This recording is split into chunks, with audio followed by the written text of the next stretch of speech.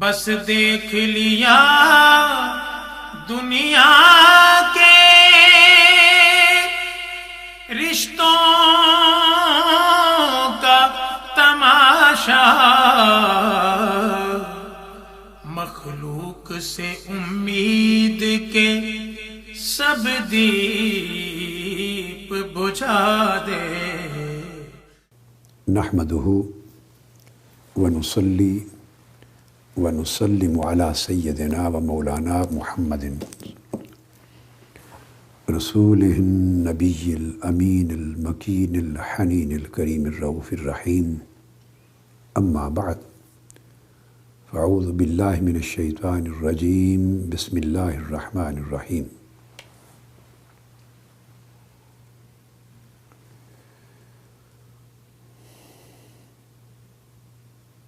استغفروا ربکم ثم توبوا الیہ یمتعکم متاعا حسنا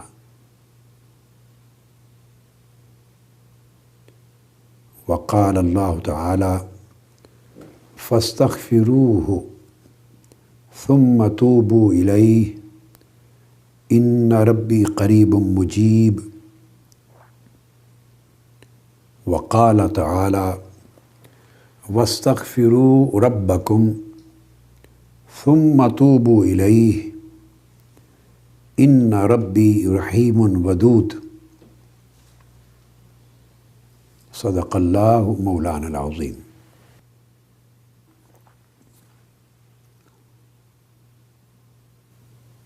معزز علماء کرام، رفقائے اعظام،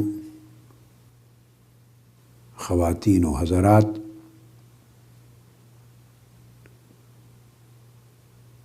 اور گوشہ درود کے جملہ درویشان، تحریک منہاج القرآن کے جملہ وابستگان، اور آج کی مبارک رات جو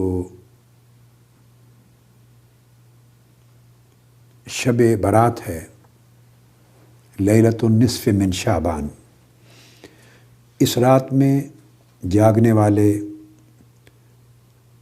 تحریک منہاج القرآن کے مرکز کی اس مجلس میں شرکت کرنے والے، اور ویڈیو لنک کے ذریعے دنیا بھر میں، منہاج ٹی وی کے ذریعے پورے ملک میں اور دنیا بھر میں انٹرنیٹ اور پروجیکٹرز کے ذریعے اس مبارک مجلس کا حصہ بننے والے، اور دنیا بھر کے تمام وہ مسلمان جو اپنے اپنے طریق سے آج کی گفتگو میں شریک ہیں، سن رہے ہیں، اور آج کی رات کی برکتوں، سعادتوں اور نعمتوں سے حصہ پانے کے طالب ہیں، خواہش مند ہیں، ان سب کو السلام علیکم ورحمۃ اللہ وبرکاتہ۔ یہ رات جو ماہ شعبان معظم کی 15ویں شب ہے، اللہ رب العزت کی خصوصی بخششوں کی اور مغفرتوں کی رات ہے۔ اللہ پاک اپنی بخششیں، اپنی مغفرتیں، اپنی نوازشیں، اپنی عنایتیں بڑی فراوانی کے ساتھ اپنے بندوں کو عطا فرماتا ہے۔ سو اس رات کی اس بابرکت اور باسعادت خصوصیت کے مناسبت سے میں نے چاہا کہ اللہ رب العزت کے اذن کے ساتھ ایک نقطہ آپ کو سمجھاؤں جو ہماری زندگیوں میں اصلاح کا، بہتری کا اور روحانی ترقی اور بلندی کا باعث بن سکے۔ اور وہ نقطہ یہ ہے کہ استغفار اور توبہ میں فرق کیا ہے۔ استغفار اور توبہ کا فرق آج کی گفتگو میں سمجھانا چاہتا ہوں، اور اس کے اثرات پھر انسانی زندگی پہ کیا مترتب ہوتے ہیں۔ اور استغفار اور توبہ کے ان دو امور کو، یہ دو امر ہیں، ان کو زندگی میں جمع کرنے سے انسان کو روحانی طور پہ کیا حاصل ہوتا ہے۔ میں نے جو آیات کریمہ آپ کے سامنے ابتدا میں تلاوت کی ہیں، ان سب آیات مبارکہ میں اللہ رب العزت نے دونوں چیزوں کا اکٹھا ذکر فرمایا ہے۔ جو پہلی آیت میں نے تلاوت کی ہے یہ سورہ ہود کی ہے، جس میں اللہ رب العزت نے ارشاد فرمایا، استغفروا ربکم، اے بندو اپنے رب سے استغفار کرو، یعنی اپنے رب سے بخشش اور مغفرت طلب کرو۔ اس حکم میں استغفار کا ذکر ہو گیا۔ پھر فرمایا ثم توبوا الیہ، پھر استغفار کر لینے کے بعد، یعنی اللہ سے بخشش اور مغفرت طلب کر لینے کے بعد اب اس کی طرف یعنی اللہ کی طرف توبہ کرو۔ تو آپ نے قرآن مجید کے اسلوب کو اس آیہ کریمہ میں دیکھا کہ دونوں چیزوں کو واضح طور پر الگ کر دیا گیا ہے اور دو الگ حقیقتیں بنا دیا گیا ہے۔ یمتعکم متاعا حسنا، پھر تم جب استغفار بھی کرو گے اور اللہ کی طرف توبہ بھی کرو گے تو اللہ تعالیٰ تمہیں آخرت کا بہت اچھا سامان عطا فرمائے گا اور اپنے فضل سے بھی نوازے گا۔ یہ پہلی آیہ کریمہ ہے، یہ سورہ ہود کی آیت نمبر 3 ہے۔ پھر یہی حکم اللہ رب العزت نے دہرایا ہے، وہ بھی سورہ ہود میں آیت نمبر 52 ہے۔ اس میں پھر ارشاد فرمایا، اور یہ سیدنا ہود علیہ السلام نے اپنی قوم سے کہا، فرمایا استغفروا ربکم، اپنے رب سے مغفرت طلب کرو، ثم توبوا الیہ، پھر اس کی طرف توبہ کرو، یرسل السماء علیکم مدرارا، پھر آسمان سے تمہارے اوپر اس کی رحمتوں کی بارش ہوگی، باران رحمت، باران بخشش اور باران عنایت کا نزول ہوگا فراوانی کے ساتھ۔ تو یہاں بھی آپ نے دیکھا کہ حکم یوں ہے کہ اللہ سے استغفار کرو یعنی مغفرت طلب کرو، اور فرمایا ثم بعدیت کے لیے آتا ہے، یعنی اس کے بعد پھر اللہ کی طرف تائب ہو جاؤ، اس کے بعد اللہ کی طرف توبہ کرو۔ پھر تیسری آیہ کریمہ ہے، وہ بھی سورہ ہود میں ہے، اور وہ حضرت صالح علیہ السلام کا ارشاد بیان کیا گیا ہے کہ جو انہوں نے اپنی قوم سے فرمایا اور قوم کو نصیحت کی۔ اس کے الفاظ ہیں فاستغفروہ، تم سب اللہ رب العزت سے استغفار کرو، یعنی اللہ سے معافی طلب کرو، اس سے بخشش مانگو، ثم توبوا الیہ، اور پھر اس کی طرف توبہ کرو، پھر اس کی طرف توبہ کرو، تائب ہو جاؤ۔ ان ربی قریب مجیب، بے شک میرا اللہ پھر بہت قریب ہے اور تمہاری التجاؤں کو سننے والا اور تمہاری دعاؤں کو قبول کر کے جواب دینے والا ہے۔ یہ سورہ ہود کی آیت نمبر 61 ہوئی۔ اس کے بعد ایک اور آیہ کریمہ ہے، وہ بھی سورہ ہود میں ہے اور آیت نمبر 90۔ اس میں حکم ہوا، یہ سیدنا شعیب علیہ السلام کی زبان مبارک سے کہلوایا گیا، فرمایا واستغفروا ربکم، اور تم سب اپنے رب سے استغفار کرو، اپنے رب سے مغفرت طلب کرو، معافی مانگو، ثم توبوا الیہ، اور پھر تم اس کی طرف توبہ کرو، بے شک میرا رب بہت رحم فرمانے والا اور بڑی محبت اور شفقت فرمانے والا ہے، کرم فرمانے والا ہے۔ یہ سورہ ہود کی آیت نمبر 90 ہو گئی۔ اب ان چاروں آیات مبارکہ میں آپ نے دیکھا کہ 2 حکم آئے ہیں۔ پہلا حکم استغفار کا ہے اور دوسرا حکم توبہ کا ہے۔ ہم اپنے معمول میں عادت کے طور پر جب یہ لفظ بولتے ہیں تو ہر شخص توبہ استغفار اس طرح اکٹھا دونوں لفظ بول دیتا ہے کہ توبہ استغفار کا وقت ہے، توبہ استغفار کریں۔ ہم عادتاً یہ 2 لفظ اکٹھے بول لیتے ہیں، مگر ہمارے ذہنوں میں تصور یہ ہوتا ہے کہ یہ ایک ہی چیز، توبہ اور استغفار ایک ہی چیز کے 2 نام ہیں۔ ہم ذہنی طور پہ، شعوری طور پہ توبہ اور استغفار کے 2 لفظ جب بولتے ہیں تو ان کے معنی میں فرق نہیں کرتے، ہم اسے ایک ہی چیز سمجھتے ہیں۔ کوئی حرج کی بات نہیں ہے، ٹھیک ہے، لیکن آج کی رات میں چاہتا ہوں کہ اس کے اندر جو ایک دقیق فرق ہے، جو اس کے معنی کی صحیح معرفت بھی ہمیں دے گا اور صحیح سمجھ آ جانے کے بعد آگے روحانی منزل کی طرف بڑھنے میں مدد دے گا، اس پر روشنی ڈالیں۔ تو حقیقت یہ ہے کہ استغفار پہلا سٹیپ ہے اور توبہ اسی عمل کے اندر دوسرا سٹیپ ہے۔ یہ ایک ہی قدم کے 2 الگ نام نہیں ہیں، یہ 2 الگ قدم ہیں، 2 سیپریٹ سٹیپس ہیں۔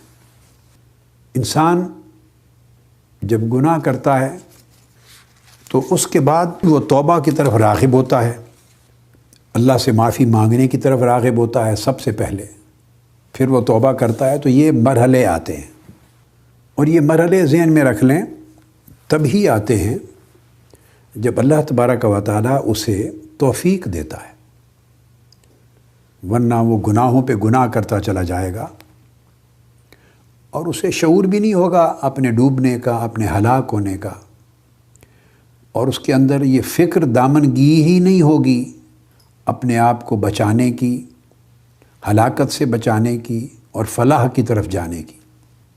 تو گناہ کرنے کے بعد اگر آدمی توبہ اور استغفار، اور ترتیب کے ساتھ بولوں تو میں کہوں گا استغفار اور توبہ، استغفار اور توبہ کی طرف جب راغب ہوتا ہے تو پہلی بات ذہن میں یہ رکھ لیں کہ اس کا استغفار اور توبہ کی طرف راغب ہونا بھی اللہ کی توفیق سے ہوتا ہے۔ اور یہ بات ذہن رکھ لیں کہ جس کی وضاحت میں تھوڑی آگے چل کے ابھی کرتا ہوں، کہ ایک وقت میں جب بندہ توبہ کرتا ہے تو وہ ایک نہیں 3 قسموں کی توبہ ہو رہی ہوتی ہے۔ بندے کی توبہ درمیان میں ہوتی ہے، درمیان میں بندے کی توبہ ہوتی ہے، اور اس کے آگے پیچھے 2 قسموں کی توبہ اور ہوتی ہیں۔ وہ پہلی توبہ اور آخری توبہ، انہوں نے بندے کی توبہ کو اول آخر اپنے دامن میں، اپنے احاطہ میں، اپنے دائرے میں گھیرا ہوا ہوتا ہے۔ تو بندے کی توبہ سے پہلے بھی ایک توبہ ہوتی ہے اور بندے کی توبہ کے بعد میں بھی ایک توبہ ہوتی ہے۔ اب آپ سوچیں گے کہ بندے کی توبہ تو سمجھ میں آ گئی، وہ درمیان میں ہے تو اس کے آگے اور پیچھے اول اور آخر وہ 2 قسموں کی توبہ، وہ کس کی ہے؟ وہ اللہ رب العزت کی توبہ ہے، وہ اللہ کی توبہ ہے۔ اس لیے آپ قرآن مجید میں پڑھتے ہیں اور ہمیشہ علماء سے سنتے ہیں اور خود پڑھتے اور جانتے بھی ہیں کہ بندہ بھی تائب ہے اور اواب بھی ہے، تواب بھی ہے، تو بندہ بھی توبہ کرتا ہے، اور اللہ رب العزت نے اپنی شان میں یہ نام، صفاتی نام یہ بھی بیان کیا ہے کہ انہ هو التواب الرحیم، اور کہیں فرمایا لوجدوا اللہ توابا رحیما۔ تو اللہ بھی تواب ہے۔ تو جب ہم بندے کو کہتے ہیں، بندے کی توبہ کا ذکر کرتے ہیں تو یہ کہتے ہیں توبہ کرنے والا۔ جب اللہ کی توبہ کا ذکر کرتے ہیں تو ہم اس کا معنی کرتے ہیں بندے کی توبہ قبول فرمانے والا۔ یہ تو عرف عام میں ایک فرق ہے، لیکن آج ہم اس کو ذرا زیادہ وضاحت کے ساتھ سمجھیں گے۔ قبل اس کے کہ میں اس نقطے پر آؤں، ایک چیز یہاں میں کہنا چاہوں گا، گناہ اتنا بڑا ظلم نہیں جتنا گناہ کر کے توبہ نہ کرنا، یہ بڑا ظلم ہے۔ اللہ رب العزت نے اپنے بندوں کو معصوم نہیں بنایا، معصوم نہیں بنایا۔ انسان کو جو تخلیق فرمایا فرشتوں کی خلقت سے مختلف، تو بندے کے اندر جو اس کی خلقت اللہ رب العزت نے بنائی ہے، تو اسی خلقت میں یہ گنجائش تو تھی کہ اس سے خطا ہو سکتی ہے، اس سے گناہ ہو سکتا ہے۔ اگر خطا اور گناہ سے پاک بنانا تھا تو اسے انسان کی بجائے فرشتہ بنا دیا جاتا۔ فرشتے معصوم بنائے گئے، فرشتے معصوم بنائے گئے۔ انسان کے اندر اللہ رب العزت نے یہ مادہ رکھا ہے، تو گویا اللہ بھی یہ توقع نہیں کرتا کہ چونکہ انسان ہے اس سے نہ کبھی خطا سرزد ہو نہ کبھی گناہ سرزد ہو۔ یہ امید اللہ بھی نہیں رکھتا ہم سے، وہ ہمارا خالق ہے۔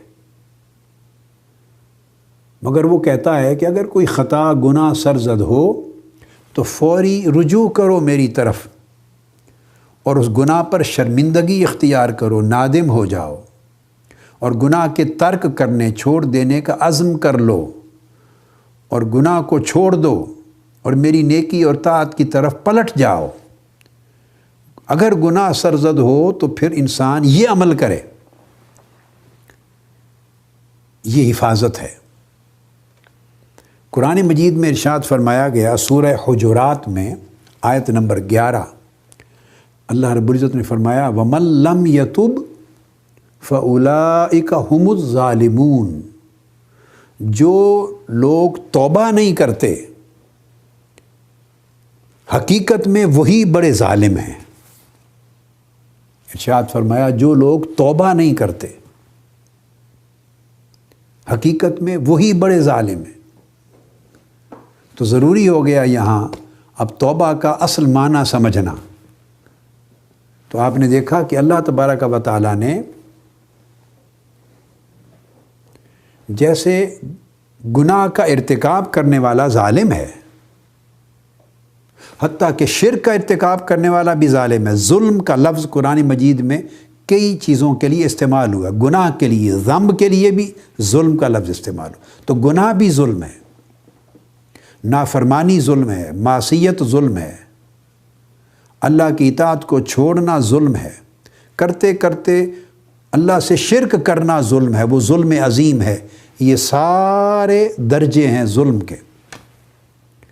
لیکن یہاں ایک خاص انداز کے ساتھ فرمایا، جب لفظ ظالم کہا تو اللہ پاک نے فرمایا وَمَن لَّمْ يَتُبْ فَأُولَٰئِكَ هُمُ الظَّالِمُونَ، جو توبہ نہیں کرتے، گناہ کر بیٹھتے ہیں اور پھر میری طرف رجوع نہیں کرتے، کیے پہ نادم اور شرمندہ نہیں ہوتے اور تائب نہیں ہوتے، توبہ نہیں کرتے، فرمایا وہی حقیقت میں ظالم ہیں۔ جس کا مطلب یہ ہوا کہ اللہ رب العزت نے تائب کو ایک طرف کھڑا کر دیا اور ظالم کو جدا کر کے ایک طرف کھڑا کر دیا۔ وہ ظالم تھا جب تائب نہ تھا، جب اس نے توبہ نہیں کی تھی تو ظالم تھا، اور جو ہی اس نے توبہ کر لی وہ ظالم نہ رہا۔ اب اس آیت کا معنی سمجھا رہا ہوں کہ اس آیت کے معنی میں اصل معرفت کیا ہے۔ گناہ کیا تو اللہ کی نافرمانی بھی ظلم ہے، تو وہ ظالم ہو گیا۔ سیدنا آدم علیہ السلام کو اللہ رب العزت نے یہ کلمات سکھائے تھے، ربنا ظلمنا انفسنا وَإِن لَّمْ تَغْفِرْ لَنَا وَتَرْحَمْنَا لَنَكُونَنَّ مِنَ الْخَاسِرِينَ، اے اللہ ہم نے اپنی جانوں پر ظلم کیا ہے، اگر تو ہماری بخشش نہیں فرمائے گا، ہمیں معاف نہیں فرمائے گا اور ہم پہ رحمت نہیں فرمائے گا، رحم سے نہیں نوازے گا، تو ہم نقصان اٹھانے والوں میں ہو جائیں گے۔ اب اس آیت کریمہ کو، یہ جو آیت کریمہ الحجرات کا ٹکڑا میں نے پڑھا، اس کے ساتھ جوڑ کے دیکھیں تو آپ سمجھ جائیں گے کہ دونوں جگہ حقیقت معنی کی ایک ہی ہے۔ آدم علیہ السلام عرض کر رہے ہیں ربنا ظلمنا انفسنا، اے ہمارے رب ہم نے اپنی جانوں پہ ظلم کیا، یعنی تو نے جس چیز سے منع فرمایا تھا، جس کام سے، جس درخت کا پھل کھانے سے، ہم وہ کھا بیٹھے، ہم وہ کام کر بیٹھے جس سے تو نے ہمیں روکا تھا۔ یہ ہے ظلم کی حقیقت۔ فعل محظور، جس چیز سے اللہ رب العزت نے منع فرمایا تھا وہ فعل کر بیٹھے، تو عرض کیا باری تعالیٰ ہم نے اپنی جانوں پر ظلم کیا۔ یہاں ہو گیا ظلم کا ارتکاب۔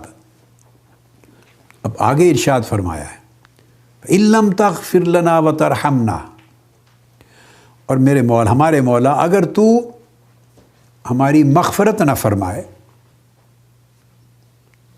ہمیں بخشش کے پردے سے نہ ڈھانپے، ورحمنا، اور اپنی رحمت کے پانی سے دھو نہ دے، اگر تو مغفرت اور رحمت ہم پہ نہ فرمائے۔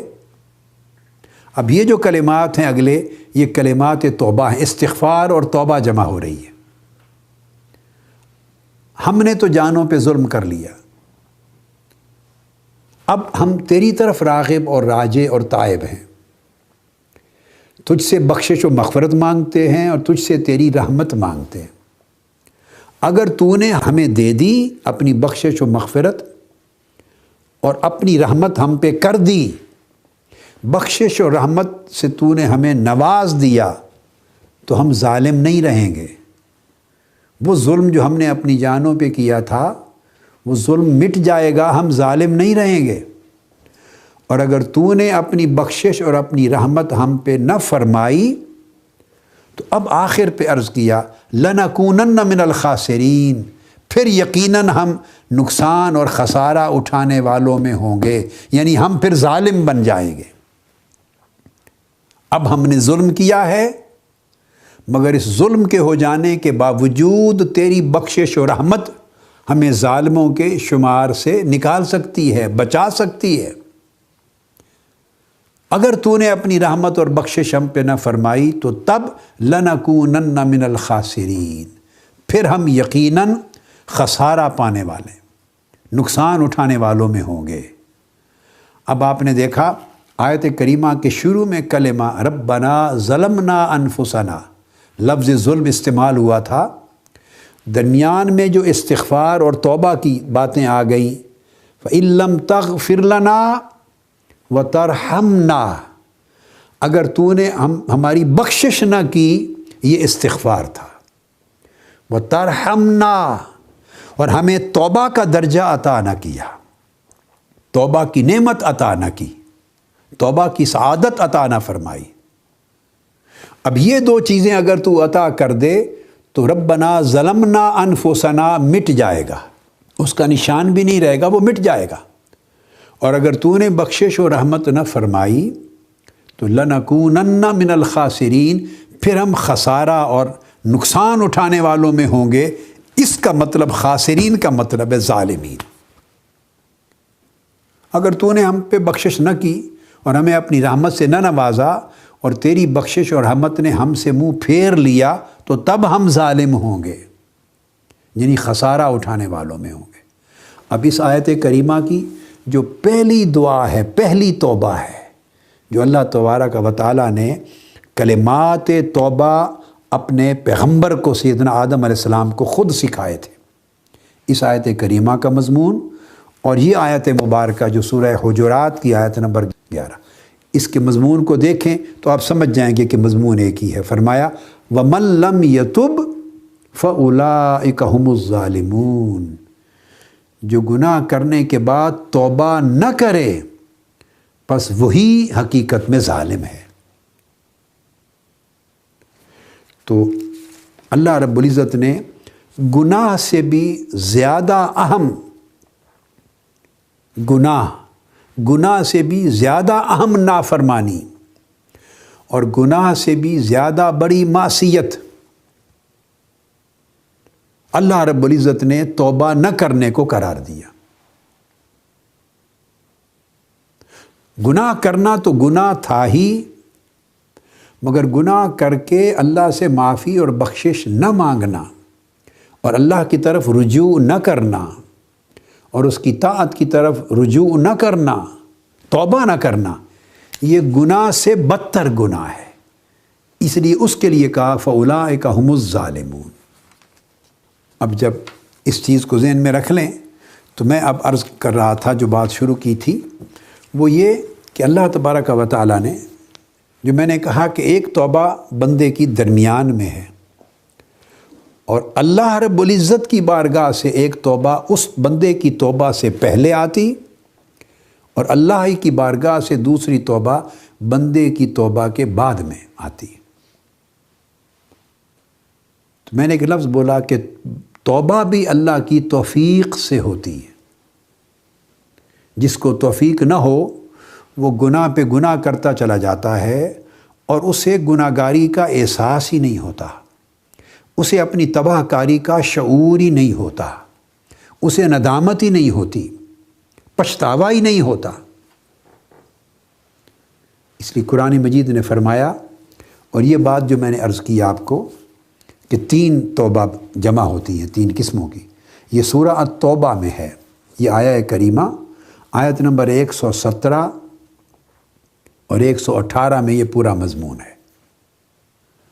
اللہ تبارک و تعالیٰ نے ارشاد فرمایا ثم تاب علیہم، یہ آیت نمبر 118 سورہ توبہ، ثم تاب علیہم لیتوبوا ان اللہ هو التواب الرحیم۔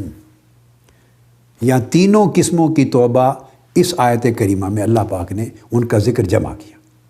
فرمایا ثم تاب علیہم، اللہ تبارک و تعالیٰ نے، یعنی وہ پہلے ذکر آ رہا ہے کہ جن لوگوں نے گناہ کر دیے اور گناہ کرنے کے بعد مایوس ہو گئے، انہیں یہ گمان ہوا کہ اب اللہ کی طرف سے ان کے لیے چھٹکارے اور نجات اور فلاح کا کوئی راستہ نہیں ہے، وہ گناہ گار ہو گئے، تباہ ہو گئے، ہلاک ہو گئے، اب بچت کی کوئی صورت نہیں، مایوس ہو گئے۔ انہوں نے گمان کر لیا کہ اب ہم اللہ کی بارگاہ سے اب ہمارے لیے چھٹکارے اور ہماری نجات اور ہماری فلاح کی کوئی راہ نہیں ہوگی۔ یعنی گناہ کے بعد مایوسی کو، گناہ کرنے کے بعد اللہ کی بارگاہ سے اس کی بخشش اور اس کی مغفرت پر مایوس ہونا، یہ گناہ سے بھی بڑا گناہ ہے۔ وہ گناہ درجہ گناہ میں تھا، درجہ ذنب میں تھا، اور مایوس ہو جانا کہ اب بخشش کی کوئی امید نہیں، اللہ نہیں بخشے گا، یہ درجہ کفر میں چلا جاتا ہے۔ اب اس وجہ سے مایوسی اس کو تائب نہیں ہونے دیتی، یا مایوسی سبب بنتی ہے کہ بندہ توبہ نہیں کرتا، یا اللہ کی توفیق نہیں ملتی اور وہ گناہ پہ گناہ کرتا چلا جاتا ہے، گناہ پہ گناہ کرتا چلا جاتا ہے، اسے گناہ پہ ندامت ہی نہیں ہوتی، یا یہ عدم ندامت سبب بنتا ہے اس کے توبہ نہ کرنے کا، یا مایوسی سبب بنتی ہے توبہ نہ کرنے کی، یا عدم ندامت، گناہ پر شرمندہ نہ ہونا، پشیمان نہ ہونا، یہ سبب بنتا ہے عدم توبہ کا۔ تو دونوں صورتوں میں یہ گناہ سے بڑا گناہ ہے، درجہ کفر میں جاتا ہے۔ تو فرمایا ثم تاب علیہم، اس وقت جب گناہوں نے انہیں مایوس کر دیا تھا تو اللہ رب العزت نے ان بندوں پر توبہ فرمائی، اللہ نے ان پر توبہ فرمائی۔ اب یہ توبہ کیا تھی؟ توبہ کا اصل معنی ہوتا ہے رجوع کرنا، یہ بھی آگے سمجھاؤں گا۔ توبہ کا اصل معنی ہے رجوع کرنا، تو اس کا مطلب ہوا تو اللہ نے ان کی طرف رجوع فرمایا، اللہ نے ان کی طرف توجہ فرمائی۔ تو اللہ نے ان کی طرف رجوع فرمایا، ان پر توبہ فرمائی اللہ نے، تب لیتوبوا، اللہ نے ان پر توبہ فرمائی یعنی رجوع فرمایا تاکہ یہ گنہگار بندے اللہ کے حضور توبہ کریں۔ تو فرمایا اللہ نے ان پر توبہ فرمائی تاکہ یہ بندے اللہ کی طرف توبہ کریں۔ آپ دیکھیں کہ ایک ہی آیت میں کس طرح فرمایا، اللہ نے ان پر توبہ فرمائی تاکہ یہ گنہگار بندے اللہ کی طرف توبہ کریں۔ اور جب یہ دو قسموں کی توبہ کا ذکر ہو گیا، پہلے اللہ کی توبہ، اس کے بعد بندوں کی توبہ، اور پھر فرمایا تیسرے درجے میں ان اللہ هو التواب الرحیم، جب بندے اللہ کے حضور توبہ کرتے ہیں تو بے شک اللہ بہت توبہ کرنے والا ہے، اور توبہ کرنے والا سے پھر مراد توبہ قبول فرمانے والا۔ توبہ، اللہ کی توبہ کا معنی اللہ کا بندے کی طرف رجوع کرنا، اپنی رحمت کے ارادے سے، اپنی بخشش کے ارادے سے، اپنی رحمت کے ارادے سے، اپنی ہدایت کے ارادے سے، اپنی شفقت کے ارادے سے، اس بندے کی حفاظت کے ارادے سے جب بندہ اللہ کی طرف رجوع کرتا ہے، راغب ہوتا ہے، تو بندہ اللہ کی طرف رجوع کرتا ہے بخشش چاہنے کے لیے، رحمت چاہنے کے لیے، مغفرت چاہنے کے لیے، تو یہ بندے کی توبہ ہوتی۔ اور جب اللہ بندے کی طرف رجوع کرتا ہے تو یہ اللہ کی توبہ ہوتی۔ تو اب آپ نے دیکھا کہ بندے کی توبہ سے پہلے بھی اللہ کی توبہ کا ذکر ہے، ثم تاب علیہم، ان کے گناہ کر لینے کے بعد جب وہ مایوس ہو رہے تھے تو پھر اللہ نے ان بندوں پر توبہ فرمائی، یعنی بندوں کی طرف رجوع کیا، اور یہ پہلی توبہ تھی۔ اور پھر اللہ کی دوسری توبہ تھی بندے کے توبہ کرنے کے بعد، ان اللہ هو التواب الرحیم، اللہ بہت توبہ قبول فرمانے والا ہے۔ یہ توبہ کی قبولیت کی توبہ ہے، یہ اس کی قبول التوبہ ہے، یہ قبولیت کی توبہ ہے۔ اور جو پہلی توبہ ہے ثم تاب علیہم، یہ توفیق کی توبہ ہے۔ توبہ کا معنی ہے رجوع کرنا، خواہ بندہ اللہ کی طرف رجوع کرے اور خواہ اللہ بندے کی طرف رجوع کرے، ہر حال میں رجوع کرنا اس کو توبہ کہتے ہیں۔ بندے نے اللہ کی طرف رجوع کیا تو بندے کی توبہ ہو گئی، اور اللہ نے بندے کی طرف رجوع کیا تو اللہ کی توبہ ہو گئی۔ تو اللہ نے جب رجوع فرمایا پہلی بار بندے پر تو فرمایا ثم تاب علیہم، اللہ نے بندے پر توبہ کی، یعنی اس نے رجوع کیا۔ اور یہ اللہ کی پہلی توبہ کیا تھی؟ بندے کو توفیق عطا کر دی توبہ کے لیے، اس بندے کو توبہ کی توفیق دینا بھی یہ اللہ کی طرف سے توبہ ہے۔ اس لیے میں نے عرض کیا کہ توبہ بھی بندہ اللہ کی توفیق کے بغیر نہیں کر سکتا۔ تو سب سے پہلے اللہ پاک توفیق توبہ دیتا ہے،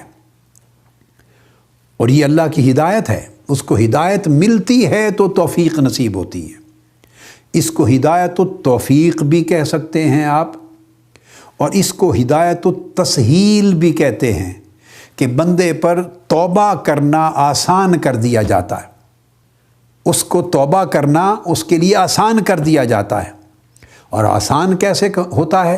کہ بندہ سویا ہوا تھا، گناہ پہ گناہ کیے جا رہا تھا، اور غفلت کی نیند میں تھا، سویا ہوا تھا، جاگ ہی نہیں رہا تھا، اسے اپنے گناہ کی ہیبت کا اندازہ نہیں ہو رہا تھا کہ اس کا گناہ کتنا ہلاکت انگیز ہے، کتنا ہیبت ناک ہے، کتنا تباہ کن ہے، اس کی آخرت کو کتنا تباہ کر دے گا، اس کا انجام کتنا برباد کر دے گا، اس کا دل کتنا سیاہ ہوتا جا رہا ہے، اور ایمان کا نور کتنا مٹتا چلا جا رہا ہے، اور سیاہی آتی جا رہی ہے، اور بندہ کتنا اللہ سے دور ہوتا چلا جا رہا ہے، دھتکارا جا رہا ہے۔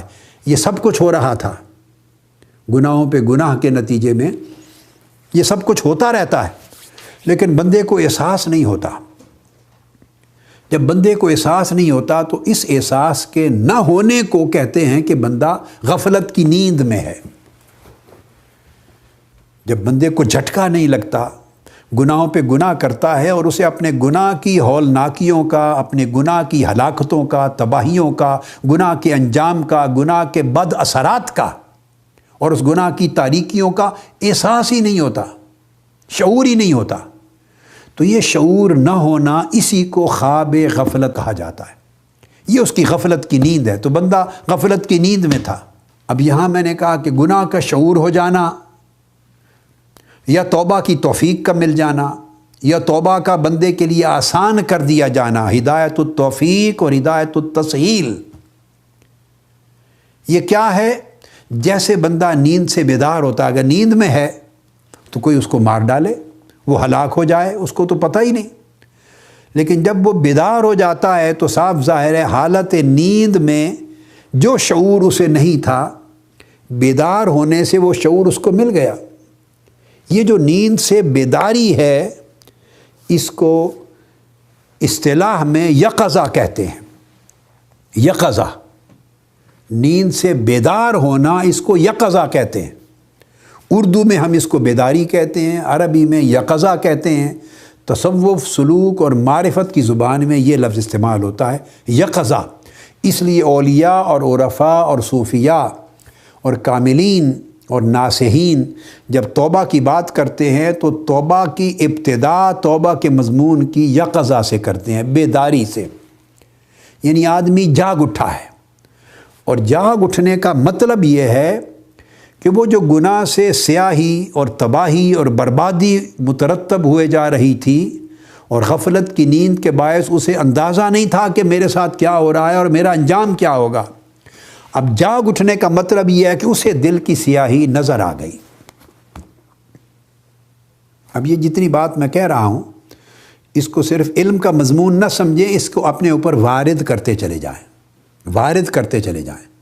اپنے اپنے حال پر، اپنے اپنے گریبان میں جھانک کر اپنے اپنے حال پر وارد کریں، اس کو سمجھیں اور اپنے قلب اور باطن میں اتارتے چلے جائیں. یہ شعور اترتا چلا جائے آپ کے اندر. تو جب بیداری ہوئی تو اس کو پتہ چل گیا کہ او ہو، میں تو اتنا گناہ گار ہو گیا ہوں، میرا دل اتنا سیاہ ہو گیا ہے، میرا تو جو ایمان کا نور تھا، ایمان وہ اتنا بجھ گیا ہے، جو میرے ایمان کے نور کی جو شمع تھی وہ تو اب ٹمٹما رہی ہے، ختم ہونے کے قریب ہے، اتنی سیاہی چھا گئی ہے، میں تو ہلاکت انگیز ہو گیا، میرا ہلاکت انگیز انجام سے دو چار ہو گیا. اسے بیدار ہوا تو پتہ چلا میں تو اللہ سے اتنا دور ہو گیا ہوں، عبادت کی رغبت ختم ہو گئی ہے. یہ اس کے اثرات، گناہوں کی کثرت کے اثرات بتا رہا ہوں کہ پھر عبادت کی رغبت نہیں رہتی، انجام گناہ کرتا جائے گا، توبہ نہیں کرے گا تو اس گناہ کے اثرات بھی تو ہوں گے نا. وہ اثرات بتا رہا ہوں. یہ آپ کو انالیسس دے کر ڈائگنوزس بتا رہا ہوں کہ ڈائگنوز کریں، تشخیص کریں گناہ کی جو مرض ہے اس کی کیا کیا علامات ہیں، کس طرح پتہ چلتا ہے کہ میرے گناہوں نے مجھے اتنا تباہ کر دیا ہے.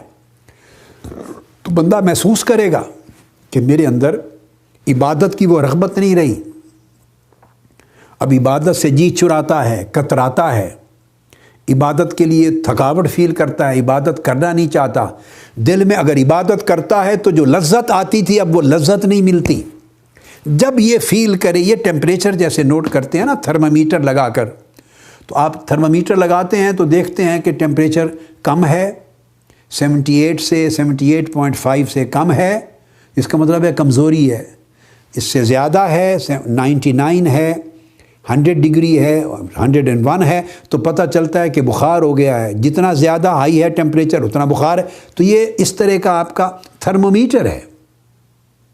خود ایک آپ کے اندر اللہ رب العزت نے ان بلڈ اس کو یقظہ کہتے ہیں کہ آپ دیکھیں. اور میں وہ پیمانے دکھا اور سمجھا رہا ہوں. انسان سوچتا ہے کہ میں نماز پڑھتا ہوں، عبادت کرتا ہوں، تو نماز میں جتنی لذت مجھے پہلے آتی تھی اب نہیں آ رہی. اس کا مطلب ہے سم تھنگ ہیز ہیپنڈ، کوئی چیز ہو گئی ہے جس نے عبادت کی لذت مجھ سے دور کر دی. وہ دیکھتا ہے کہ جتنا رجوع عبادت میں اللہ کی طرف اور خشوع اور خضوع ملتا تھا اب نہیں مل رہا. میں سے ہر شخص جو سن رہا ہے وہ غور سے سنے، سمجھے اور اپنے اندر اس کو پیمانہ بنا کے تھرمومیٹر کی طرف اس کا جائزہ لے. اگر دیکھے کہ نماز تو پڑھتا ہوں مگر اس کا خشوع نہیں آ رہا، اس کا خضوع نہیں آ رہا، اس نماز میں اندر وہ لذت اور حلاوت نہیں آ رہی جو پہلے آتی تھی. تلاوت کرتا ہوں مگر وہ لذت اور حلاوت نہیں آتی جو پہلے آتی تھی. مختلف قسموں کی طاعت اور عبادت کے اعمال بجا لاتا ہوں، مگر وہ لذت اور حلاوت نہیں، وہ دل جمعی نہیں، وہ رغبت نہیں، دل کو وہ کیف اور سرور نہیں ہے اس میں، تو فوری وہاں گرفت کرے، اپنی مواخذہ کرے اور سمجھے کہ کچھ ہو گیا ہے، کچھ نہ کچھ ہو گیا ہے۔ جب وہ چونکے گا اس کو جھٹکا لگے گا، غور کرے گا، اور اگر وہ اس کو یہ فرق محسوس نہیں ہوتا تو اس کا مطلب ہے وہ خواب غفلت میں ہے، یقظہ نہیں آیا، بیدار نہیں ہوا۔ اگر فرق نہیں فیل کرتا تو دو باتیں ہیں، اگر فرق فیل نہیں کرتا تو دو باتیں ہیں، یا وہ عبادت، تقوی، پرہیزگاری، روحانیت، ولایت، استقامت میں اوپر جا رہا ہے، استقامت میں اوپر جا رہا ہے، لیکن اہل استقامت بھی پھر اپنے پچھلے اعمال کو کم درجہ دیکھتے ہیں اور پھر توبہ کرتے ہیں تاکہ درجہ بلند ہو، اللہ کے اور قریب ہو۔ یا استقامت ہے یا معصیت ہے، یا بے پناہ گناہگاری کی غفلت ہے۔ اب استقامت کا بلند درجہ تو بہت کم نصیب ہوتا ہے، کم لوگوں کو۔ عامت الناس کا جو ہمارا حال ہے، عامت الناس کا، وہ معصیت کا ہوتا ہے اور معصیت کے ساتھ غفلت کا ہوتا ہے، دو چیزیں جڑ جاتی ہیں، معصیت اور غفلت، یعنی گناہ گاری، نافرمانی اور ساتھ غفلت، یہ جڑ جاتی ہیں۔ اور بعض اوقات آدمی پھر اپنی رو میں، اپنی لہر میں بہتا چلا جاتا ہے، اپنے کاموں میں لگا رہتا ہے، وہ رک کر ٹیمپریچر اپنا چیک نہیں کرتا، روحانی ٹیمپریچر اپنے عمل کا اس کو چیک نہیں کرتا۔ اور وہ چیک کرنے کا طریقہ بڑا سادہ بتا دیا، آپ کو کسی سے پوچھنے کی ضرورت نہیں، مجھے ٹیلی فون نہیں کرنے کی ضرورت، یا مجھے خط لکھ کے پوچھنے کی ضرورت نہیں، ای میل کرنے کی ضرورت نہیں، کسی کے پاس جا کے پوچھنے کی ضرورت نہیں۔ ہر شخص کے پاس ان بلٹ تھرمومیٹر ہے، آپ رکھ کے ہر بندہ اپنا ٹیمپریچر نوٹ کر لیتا ہے نا۔ ہر نماز پڑھیں تو آپ دیکھ لیں اس میں اگر رغبت اور لذت اور حلاوت اور دل جمی اور خشوع و خضوع وہی ہے تو الحمدللہ اللہ کا شکر ادا کریں، زیادہ بہتر ہے تو اللہ کا اور شکر ادا کریں اور مزید طلب کریں، اور اگر کم ہے تو بیدار ہو جائیں، کچھ ہو گیا ہے جس نے ڈیمیج کیا ہے اس کو۔ جیسے بھئی آپ اپنی جسمانی صحت کا خیال کرتے ہیں نا، اچانک دیکھتے ہیں آپ ذرا ہاتھ میرا پتہ نہیں کچھ ہو گیا ہے، ہاتھ کی گرفت اتنی نہیں رہی، تو اب پریشان ہو کے ڈاکٹر کے پاس جاتے ہیں، نیورو سرجن، نیورو فزین کے پاس جاتے ہیں، پتہ نہیں کیا ہو گیا، میرا ہاتھ سن ہو رہا ہے، آپ فوری جاتے ہیں۔ اب آپ کا بھی گلا بیٹھ گیا ہے، آپ فوری جاتے ہیں، نزلہ زکام ہو گیا ہے، فوری نوٹس کرتے ہیں نا اپنی سر میں درد ہو رہی ہے، پہلے درد نہیں تھی تو فریش تھا، اب سر درد ہو گیا ہے تو آپ کو سمجھ آ جاتا ہے نا، چھوٹا چھوٹا عارضہ لائق ہوتا ہے، کہیں پین ہو رہی ہے پتہ چل جاتا ہے، جسم میں دردیں ہیں فوری پتہ چل جاتا ہے۔ تو جسم ہے نا، تو جسم کا ہم نوٹس لیتے رہتے ہیں، ہر لمحہ نوٹس لیتے ہیں، بیک میں درد ہو رہی ہے، یہ ہو رہا ہے، فلاں ہو رہا ہے، ہزار امراض ہیں، عوارض ہیں، چھوٹا سا عارضہ بھی جسمانی لاحق ہوتا ہے تو ہم فوری اس کا نوٹس لیتے ہیں، یعنی ہمارا شعور کام کرتا ہے جسم کے معاملات پر، جسم کے معاملات پر۔ اب آج کی رات یہ سبق سیکھنا ہے، اور یہ جو میرے دروس ہوتے ہیں اور خطابات وہ یہی سبق سکھانے کے لیے ہوتے ہیں کہ جس طرح ہم جسمانی عوارض کے بارے میں، جسم پہ یہ تکلیف ہو گئی، یہ ہو گئی، یہ مرض ہو گئی، یہ درد ہو گئی، یہ مشکل ہو گئی، ان جسمانی عوارض کے بارے میں ہم اگنورنٹ نہیں رہتے، بلکہ ہم اس کے لیے بڑے ویجیلنٹ رہتے ہیں، اور ہمیں خبر رہتی ہے، شعور رہتا ہے، فوری پتہ چل جاتا ہے۔ اس طرح روحانی عوارض پر بھی ویجیلنٹ رہنا چاہیے، روحانی عوارض پر، باطنی عوارض پر بھی ویجیلنس ہونی چاہیے اسی طرح، اور وہ ویجیلنس بھی اسی طرح آسان ہے۔ آپ دیکھیں نماز میں نے آپ کو سارا سمجھا دیا، روزے میں، طاعت میں، تلاوت میں، عبادت میں سمجھا دیا۔ اب کبھی اس سے بڑھ کر، یہ تو ابتدائی حالت ہے، ابتدائی جب آدمی گناہ سے تائب نہیں ہوتا تو اس کے اثرات ہوتے ہیں، پھر اس سے بڑھ کر غفلت اور جب بڑھتی ہے تو عمل چھوٹ جاتا ہے، نماز چھوٹ جاتی۔ تو پہلے یہ تھا کہ نماز چھوٹنے ہی نہیں پاتی تھی، ممکن ہی نہیں کہ نماز آپ کی چھوٹ جائے، اور اگر کسی وجہ سے ایک نماز چھوٹے تو آپ بےتاب ہیں، بے چین ہیں، سکون ہی نہیں آئے گا، پریشان ہیں، آپ کا سکون ہی لٹ گیا کہ کیسے ہو گیا، میری نماز رہ گئی۔ پہلے یہ تھی، اب نماز چھوٹ گئی تو دیکھیں کیا اس قدر بے چینی ہوتی ہے؟ آپ کو اندر سے جواب ملے گا نہیں ہو رہی، کم ہے، وہ اضطراب ہے، آپ سیٹسفائیڈ ہیں، آپ کو بہت زیادہ پریشانی اور الجھن نہیں ہوئی۔ یہ جو ترک طاعت پر، ایک نماز ترک ہونے پر، اور اس کو سلوک اور معرفت اور تصوف کی اصطلاح میں ترک طاعت بھی کہتے ہیں، یہ وسیع ٹرم ہے ترک طاعت، کہ اگر کوئی عبادت اور طاعت کا، نیکی کا عمل ترک ہو گیا تو پہلے ترک ہوتا نہیں تھا، اب ترک ہونے لگا، تو you have to be vigilant, کیوں ہو رہا ہے ترک؟ تو وہ گناہوں نے، نافرمانیوں نے، معصیت نے اپنا اثر کرنا شروع کر دیا ہے اور وہ بڑھ رہی ہیں اور دل سیاہ ہو رہا ہے۔ پھر آپ نے دیکھا کہ اب تھوڑی سی بے چینی ہوتی تھی وہ بھی نہیں ہوتی، تو اس طرح غفلت جیسے جیسے بڑھتی چلی جائے ویسے ویسے فکر ختم ہوتا چلا جاتا ہے، تو گویا دل مردہ ہوتا جا رہا ہے۔ مردہ، پہلے دل مریض تھا، اس سے پہلے صحت مند تھا، جب ہر وقت طاعت میں آپ کو خوشی ہوتی تھی، طاعت میں لذت تھی، طاعت میں کیفیت تھی، طاعت میں حلاوت تھی، طاعت کی طرف بڑھتے تھے، اللہ کی قربت کی طرف بڑھتے تھے، وہ سرور ملتا تھا، خوشی ملتی تھی طاعت میں، تو دل زندہ تھا اور دل کی زندگی میں قوت میں اضافہ ہوتا تھا۔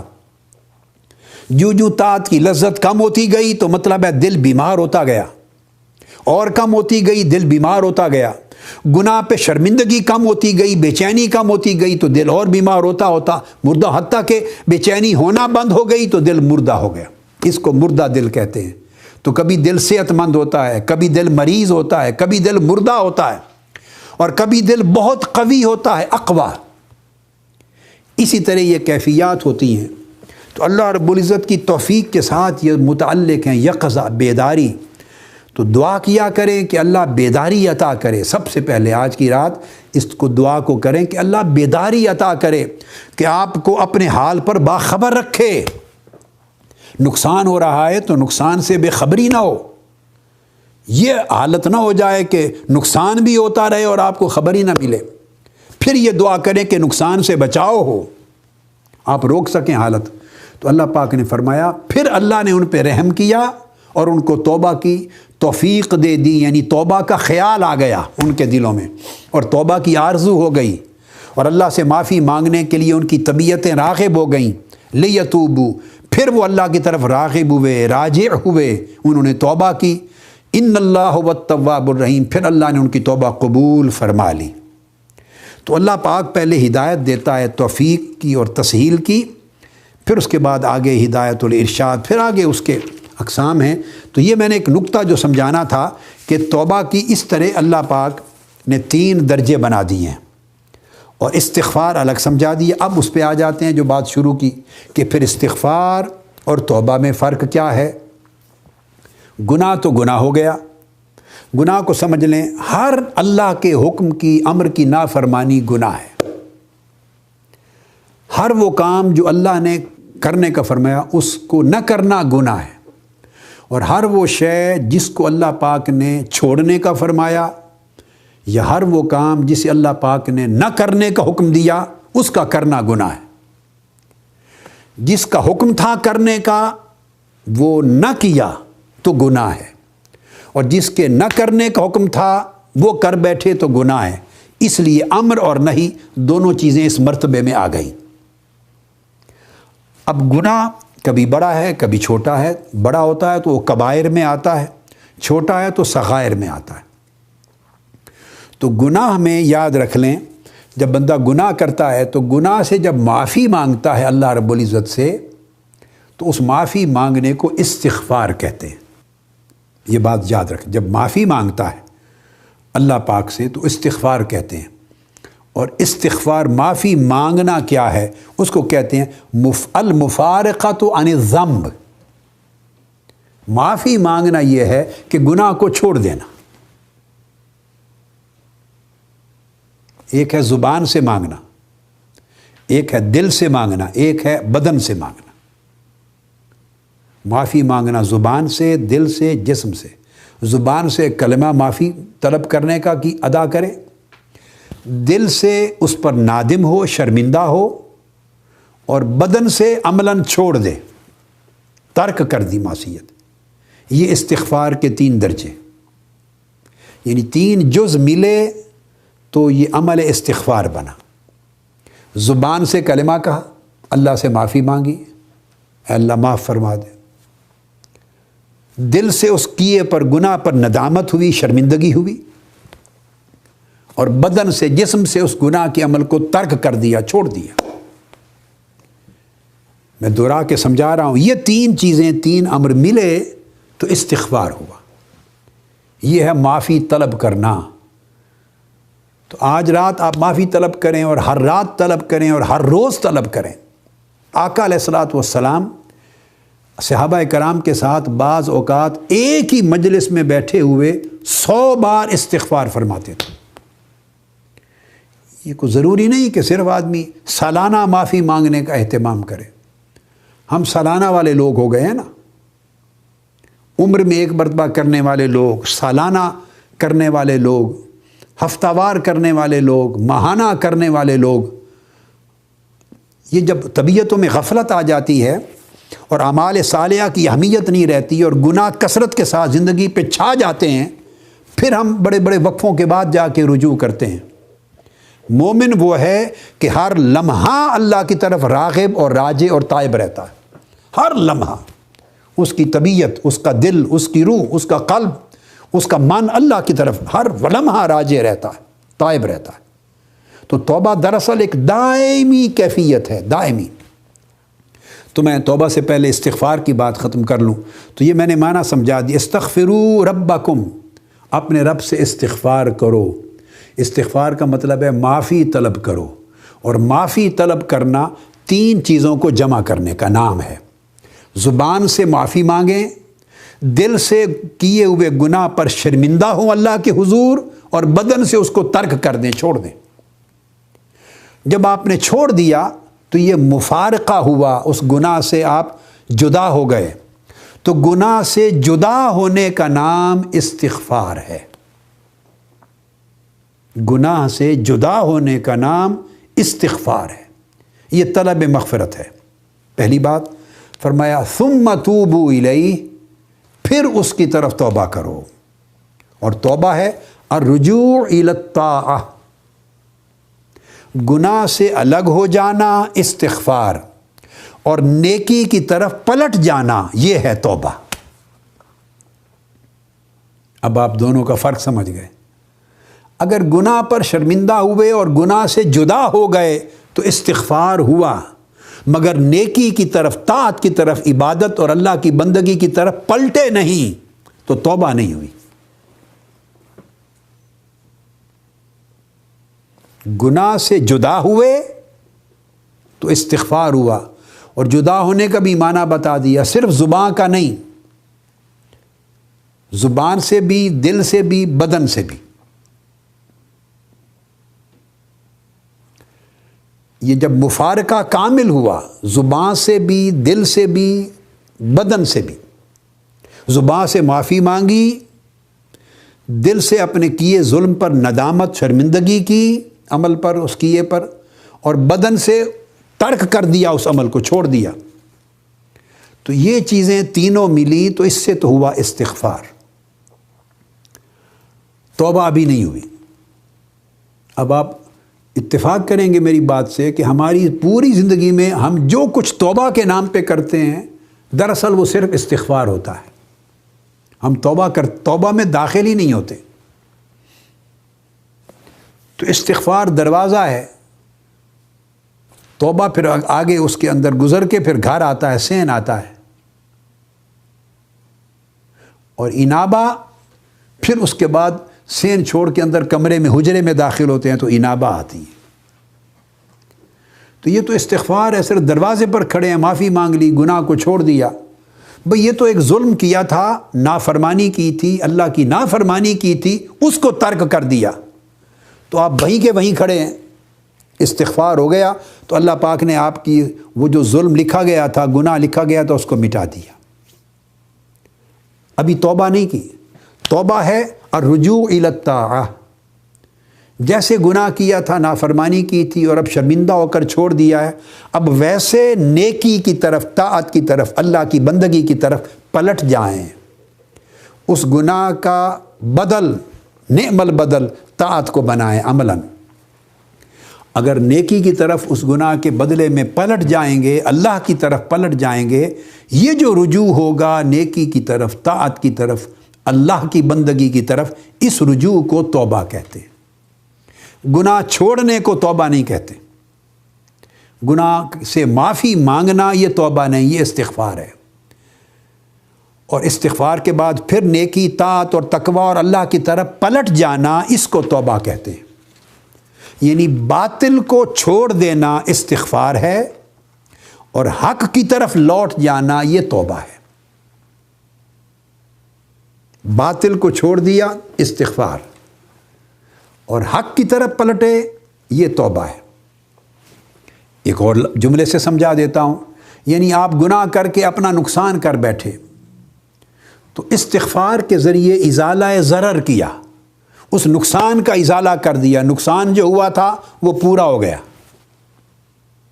ابھی نفع میں نہیں گئے، آپ کاروبار کر رہے تھے، نقصان کر بیٹھے، استغفار کے ذریعے آپ نے نقصان پورا کر لیا، اس کو استغفار کہتے ہیں، ازالۃ الضرر، نقصان پورا کر لیا، نفع میں نہیں گئے، اور توبہ کے ذریعے نفع مندی میں چلے جاتے ہیں، توبہ کے ذریعے نفع کما لیتے ہیں۔ تو آپ اندازہ کریں اللہ رب العزت کے کرم کا، وہ کتنا رحیم، کتنا کریم، کتنا غفور، کتنا تواب، کتنا عظیم ہے کہ بندہ گناہ کرتا ہے اور وہ چاہتا ہے کہ تمہارے گناہ کے بعد بھی ایسا کرو کہ نہ گناہ کا نقصان رہے بلکہ نفع میں بھی چلے جاؤ۔ یہ مولا کے کام ہے۔ وہ کہتا ہے کہ گناہ کا ازالہ ہو، ضرر کا، نقصان کا ازالہ ہو استغفار سے، اور جلب منفعت ہو، جلب حصول منفعت، یہ توبہ ہے۔ ازالہ ضرر، نقصان کا ازالہ استغفار ہے، اور حصول منفعت یہ توبہ ہے۔ تو استغفار کے ذریعے مغفرت جب ہو گئی تو آپ گناہ کے شر سے بچ گئے۔ مغفرت کا جو لفظ ہے آپ دیکھیں، ایک جب آپ جنگ لڑتے ہیں تو سر کے اوپر وہ پہنتے ہیں موٹا سا لوہے کا، پہلے زمانوں میں میدان جنگ میں ہوتے تھے۔ اب بچے جو موٹر سائیکل چلاتے ہیں تو اس کے اوپر بھی وہ ہیلمٹ پہنتے ہیں، ہیلمٹ تاکہ گرے بندہ تو چوٹ نہ لگے، اس کو عربی میں مغفر کہتے ہیں، ہیلمٹ کو مغفر۔ مغفر مغفرت اور غافرہ سے ہے۔ اس کا مطلب یہ ہے کہ جب آپ نے استغفار کیا، گناہ سے معافی مانگی اللہ کے حضور، اللہ نے معاف کر دیا، تو گویا آپ نے مغفر پہن لیا۔ اب وہ جو چوٹ لگنے کا امکان تھا اس سے بچ گئے، جو ٹھوکر آئی تھی اس سے بچ گئے، ٹھوکر لگنے سے بچ گئے، لیکن دوسرے دشمن پر حملہ نہیں ہوا، اٹیک نہیں ہوا دشمن پر، آپ وہیں کے وہیں کھڑے، اپنے آپ کو بچا لیا گناہ سے، تو حصول منفعت نہیں ہوئی۔ جب توبہ کی تو آپ نے شیطان پہ اٹیک کر دیا۔ پہلے آپ نے زرہ پہن لی تھی، زرہ تو دشمن کے حملے سے بچا لیا تھا استغفار سے کے ذریعے، دشمن کے حملے سے بچ گئے، مگر دشمن کا کچھ نہیں گیا، شیطان کا کچھ نہیں گیا۔ جب آپ نے توبہ کی تو شیطان کا نقصان کیا، پہلے شیطان نے آپ کا نقصان کیا تھا، آپ نے استغفار کر کے نقصان پورا کر دیا، اب آپ نے توبہ کی، اللہ کی طرف رجوع کیا، اب آپ نے شیطان کا نقصان کر دی، پلٹ کر شیطان پر حملہ آور ہوئے۔ تو اللہ چاہتا ہے کہ ایسے کمزور نہ بنو کہ شیطان ہی تم پہ حملہ کرتے رہے اور تم توبہ معافی مانگ کے بس اپنے آپ کو اس نقصان کا ازالہ ہی کرتے رہو، بچاتے رہو، تو اس طرح تو شیطان چڑھائی کرتا رہے گا۔ نہیں، فرمایا کہ صرف بچاؤ کرنے والا نہ بنو، شیطان پر حملہ کرنے والے بھی بنو۔ استغفار اس طرح ہے جیسے آپ کھیلتے ہیں ہاکی یا فٹ بال کھیلتے ہیں، تو آپ دیکھتے ہوں کہ فیلڈ میں جب دونوں طرف کی ٹیمیں، تو کہتے ہیں کہ ایک ٹیم کے اوپر، ایک طاقتور ٹیم ہے تو ہر وقت آپ کے گول کے اوپر ان کا پریشر رہتا ہے، ہر وقت ہاف کے بعد آپ کی طرف بھی کھیلتے رہتے ہیں گیم۔ باکسنگ میں بھی ایسا ہوتا ہے، آپ دیکھتے ہیں دو باکسر لڑتے ہیں، ایک طاقتور ہے ایک کمزور ہے، تو وہ ہر وقت اٹیک کرنے کی پوزیشن میں ہے اور کمزور بالکل رنگ کے ساتھ لگ کے بس ڈیفینس ہی کرتا رہتا ہے، اور وہ موسٹلی اس کے حلقے میں آ کے اٹیک کرتا رہتا ہے۔ فٹ بال میں آپ کے گول، ٹیم کی آپ کے گول پر پریشر رہتا ہے، ہاکی میں آپ پر پریشر، آپ ڈیفینس کرتے رہتے ہیں۔ یہ ڈیفینس کرنا، بچانا، یہ استغفار ہے، استغفار. تو آپ نے اس پریشر کو دبا رکھا ہے، مٹا لیا، جو نقصان ہوا تھا اس سے بچا لیا. اور توبہ کیا ہے؟ توبہ یہ ہے کہ نیکی کا پریشر بڑھا کر دوسرے شیطان کے گول پر حملہ آور ہونا، اس پر پریشر کرنا اپنے ہاف کو کراس کر کے. تو آپ جب ہاف کے اندر رہیں گے اللہ کے بندو، تو کسی وقت بھی گول ہونے کا ڈر ہے، تو آپ کمزور رہے نا. تو جب طاعت میں، عبادت میں، نیکی میں کمزور ہے تو شیطان کسی وقت بھی، اگر اب گول نہیں کر سکا دوسری بار کر لے گا، اب نہیں کر سکا تو آپ استغفار ہی کرتے رہیں گے تو کسی لمحے وہ گول کر لے گا. خواہ پینلٹی سے کر لے، خواہ وہ کارنر ہٹ کر کے کر لے، وہ گول ہی کر لے گا کسی وقت، سیدھا ہی گول کر لے، چونکہ آپ کے اوپر ہی پریشر ہے نا. تو استغفار سے پریشر ریلیز نہیں ہوتا، نقصان کا بچاؤ ہوتا ہے. توبہ آگے بڑھنا ہے، یہ پروگریسو ایکٹ ہے، آگے بڑھنا ہے. توبہ یہ ہے کہ دشمن پہ اٹیک کرتے ہیں. اب شیطان پر اٹیک کیا، اس کا سر تو پھوڑنا نہیں آپ نے، نہ اس کا بازو توڑ دینا ہے. شیطان پر حملہ کیا ہے؟ نیکی کرنا، سجدے میں گر جانا، عبادت کر لینا، نوافل پڑھ لینا، سجدہ ریز ہو جانا، طاعت اختیار کر لینا، گناہوں کو چھوڑ کر عبادت کی زندگی میں آ جانا، سچائی کرنا، وعدہ وفائی کرنا، سخاوت کرنا، دوسرے سے بھلائی کرنا. جب آپ نیکیوں کا عمل شروع کر دیتے ہیں تو آپ نے گویا شیطان کے گول کر اس کے جو گول اس کے اوپر اپنا پریشر ڈیولپ کر لیا. اب آپ طاقتور ہو گئے. توبہ بندے کو روحانی طور پہ طاقتور کرتی ہے. تو کثرت کے ساتھ استغفار کرے تاکہ بچاؤ رہے، اور کثرت کے ساتھ بندہ توبہ کرے تاکہ نیکی میں اضافہ اور اللہ کی قربت نصیب ہو. جب یہ چیز آپ کے ذہن نشین ہو گئی تو اب سیدنا عمر فاروق رضی اللہ تعالیٰ عنہ ارشاد فرماتے ہیں، اور حضرت ابی بن کعب رضی اللہ تعالیٰ عنہ، یہ قرآن مجید کی جو آیت کریمہ آئی ہے نا، یہ وہ اسی معنی میں ہے جو قرآن مجید میں آپ کثرت کے ساتھ اس آیت کریمہ کو سنتے ہیں، جس میں فرمایا یا ایھا الذین آمنوا توبوا الی اللہ توبۃ نصوحا. یہ جو توبہ نصوح کا لفظ آپ نے سنا ہے کثرت کے ساتھ، توبہ نصوح کا معنی یہی ہے. نصوح ناصحہ سے ہے، اسی سے نصیحت بھی ہے. یہ مبالغے کا صیغہ ہے ارادے میں، قصد میں، جیسے شکور اور صبور، اس طرح نصوح. اس کا مطلب ہے نصوح کا صاف ستھرا ہو جانا، بالکل خالص ہونا، کوئی میل کچیل اور ملاوٹ نہ رہے، کوئی غش اور شوب نہ رہے، ملاوٹ نہ رہے. ملاوٹ سے پاک، صاف ستھرا، خالص کر دینا کسی چیز کو، اس کو نصوح کہتے ہیں. بہت ہی خالص کر دیں، چمکا دیں، تو یہ مبالغے کے صیغہ پر، مبالغہ کے صیغہ پر یہ نصوح ہے. تو توبہ نصوح کا مطلب ہے، ابھی تک توبہ کو سمجھایا میں نے، اب ایک سٹیپ اور آگے بڑھ رہے ہیں. پہلے استغفار سمجھایا، پھر توبہ بتائی، اب توبہ نصوح.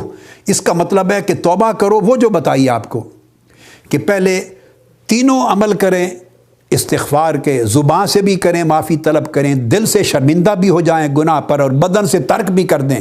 استغفار پورا ہوا، اب توبہ کریں. اور توبہ یہ کہ طاعت کی طرف رجوع کریں، اللہ کی طرف رجوع کریں، اللہ کی بندگی کی طرف رجوع کریں، اللہ کی رضا کی طرف، اللہ کی قربت کی طرف. یہ درجے ہیں، اللہ کی طرف رجوع کریں.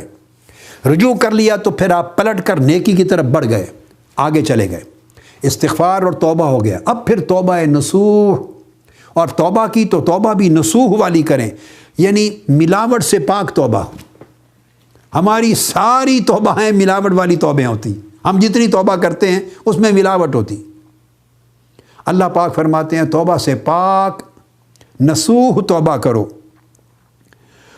اور وہ کیا ہے، اس کی تعریف کی سیدنا فاروق اعظم رضی اللہ تعالیٰ عنہ اور سیدنا ابی بن کعب رضی اللہ تعالیٰ عنہ. فرماتے التوبۃ النصوح ان یتوب من الذنب ثم لا يعود الیہ کما لا يعود اللبن الی الدرع. سیدنا فاروق اعظم رضی اللہ تعالیٰ عنہ اور سیدنا ابی بن کعب رضی اللہ تعالیٰ عنہ فرمایا کہ توبہ نصوح یہ ہے ملاوٹ سے پاک توبہ، کہ بندہ گناہ سے ایسی توبہ کرے. دیکھیے نا، جب استغفار کرے گا صرف، کیونکہ ہم نے صرف استغفار کو توبہ سمجھ لیا ہوا ہے، اگلا سٹیپ نہیں اٹھاتے، بس اس کی معافی مانگ لی، ختم، رو لیا، ختم. تو جب وہاں کرے گا تو میں نے کہا کہ وہ وہ کمزوری کی پوزیشن میں کھڑا ہے بندہ، کمزوری کی پوزیشن میں، ہر لمحہ شیطان اور گناہ اور دنیا کا مکر اور فریب اور شہوات اور نفس ہر لمحہ آپ پر حملہ کرتے رہیں گے اور آپ کو دھکیلتے رہیں گے، کسی وقت بھی گول ہو سکتا ہے، یعنی آپ ہلاک ہو سکتے ہیں۔ جب توبہ کرنے کا مطلب اب نیکیوں کی طرف بڑھ جائیں، اتنا نیکیوں کی طرف بڑھیں کہ دشمن دب جائے، پیچھے ہٹے، نفس پیچھے دبے، شیطان پیچھے دبے، دنیا کے حملے پیچھے دبے، آپ طاقتور ہوں، ایمان میں، قوت میں، تقوی میں، پرہیزگاری میں، اللہ کی طاعت میں طاقتور ہوں۔ اور اب اس توبہ کو نصوح رکھیں، اور فرمایا کہ وہ نصوح یہ ہے کہ گناہ سے ایسی توبہ کریں کہ پھر اس کی طرف پلٹ نہ سکیں، ثم لا یعود الیہ، گناہ سے ایسی توبہ کرنا کہ پھر بندہ گناہ کی طرف پلٹے نہیں، پلٹ نہ سکے۔ اور پھر آپ نے مثال دی، کیسے نہ پلٹے؟ جیسے ماں کا دودھ ماں کے سینے سے آ جاتا ہے، بچے کو جب پلاتی ہے تو جو دودھ نکل آتا ہے وہ ماں کی چھاتی میں، سینے میں پلٹ نہیں سکتا۔ یا جانوروں سے جب آپ دودھ دوتے ہیں تو جانوروں نے چارہ کھایا تھا نا، زراعت میں، فیلڈ میں جا کے چارہ کھایا تھا، تو چارہ کھا کے تو اس خوراک نے ان کا دودھ بنایا۔ تو جب دودھ آپ نے نکال لیا تو دودھ بنا تو وہیں سے تھا نا جو ان کی خوراک تھی، اور خوراک تو فیلڈ سے آئی تھی، کسان نے جو کچھ اگائے تھے پٹھے اور جو کچھ اس کے جو اگائے تھے سبزہ چارہ، وہی کھا کے تو الٹیمیٹلی وہ کیمیکلی چینج ہوتا ہوتا دودھ بنا تھا۔ اب دودھ جب بن گیا تو پلٹ کے دودھ چارہ نہیں بن سکتا۔ دیکھیے نا دودھ کی بیک گراؤنڈ کیا ہے۔ آپ خون کو لے لیں، یہ تو سیدنا فاروق اعظم رضی اللہ تعالیٰ عنہ اور سیدنا ابی بن کعب نے مثال دی کہ جیسے دودھ پلٹ کر، جانوروں کا دودھ پلٹ کر دوبارہ چارہ نہیں بن سکتا، یا ماں کا دودھ واپس چھاتی میں نہیں جا سکتا۔ اب آپ خون کی مثال لے لیں، خون کہاں سے بنتا ہے؟ آپ پراٹھا کھاتے ہیں، آپ گوشت کھاتے ہیں، آپ پلاؤ کھاتے ہیں، آپ خوراک کھاتے ہیں، جو کچھ ہم کھاتے پیتے ہیں، یہ سارا کچھ جو کھاتے ہیں بھئی وہ ہمارے معدے میں جاتا ہے، اور وہاں جا کے کیموس اور کیلوس کے پروسیس ہوتے ہیں، کیمیکل ایکشنز ہوتے ہیں، اور وہ مختلف عوامل سے گزرتا گزرتا اسی میں سے خون بن جاتا ہے، اور اسی خوراک میں سے ماں کے لیے دودھ بن جاتا ہے، اور اسی خوراک میں سے اور کھائے پیے میں سے پانی بن جاتا ہے جو پیشاب بن کے نکلتا ہے، اور اسی خوراک میں سے خون بھی بنتا ہے، اسی خوراک میں سے دودھ بھی بنتا ہے۔ تو جو چیز جو بننی تھی بن گئی، اب آپ اپنے اس دودھ کو یا اپنے خون کو یا پانی کو جو کچھ بھی بنا، کیا پلٹا کے واپس بدل سکتے ہیں اس کی اصل میں؟ دوبارہ اس سے چاول بنا سکتے ہیں؟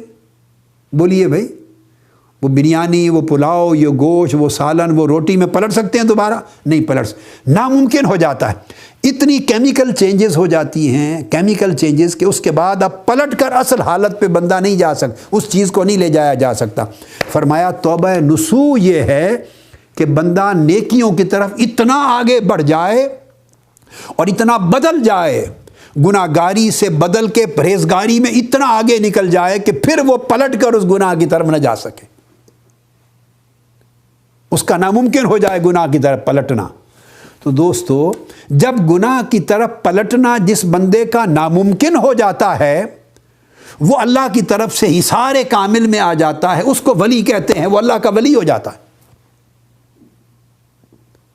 اور جب بندہ اتنا اہتمام کرنے لگ جائے تو پھر اس سے چھوٹے گناہ جو بندگی کا حصہ ہیں، انسانیت کا حصہ ہے، صغائر، سیئات، زلات، خطیئات، سیئات، صغائر، وہ خود بخود ان نیکیوں کے فیض سے اللہ پاک ان کو معاف بھی کرتا چلا جاتا ہے، بلکہ ان چھوٹے گناہوں کو نیکیوں میں بدلتا بھی چلا جاتا ہے۔ اللہ اتنا فیض دیتا ہے، اس سے پھر اللہ پاک اتنا فیض دیتا ہے۔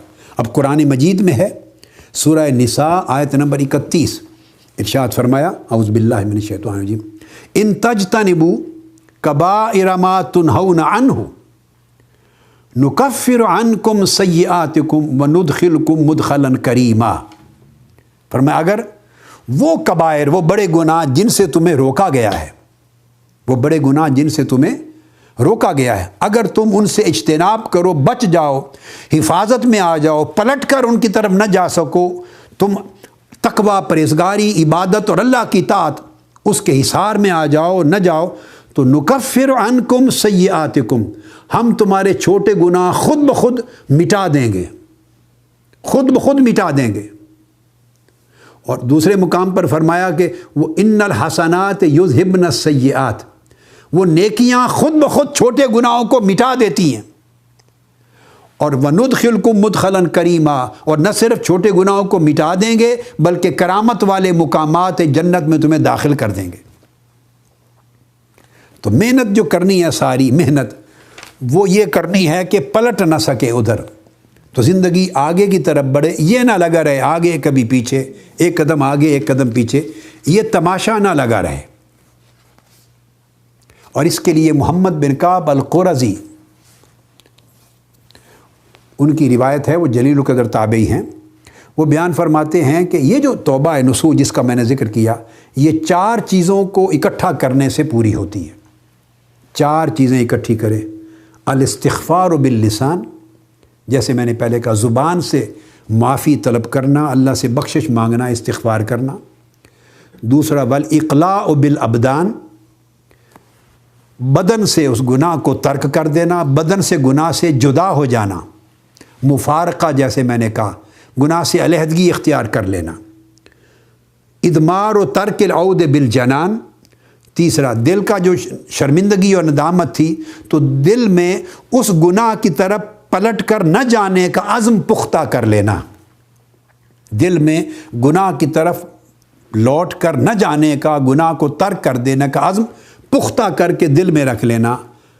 اور پھر اس کے بعد فرمایا مہاجرت و سیء الاخوان، اور جو برے لوگ ہیں ان سے مہاجرت، علیحدگی اختیار کر لینا، برے لوگوں کی صحبت سے علیحدگی اختیار کر لینا۔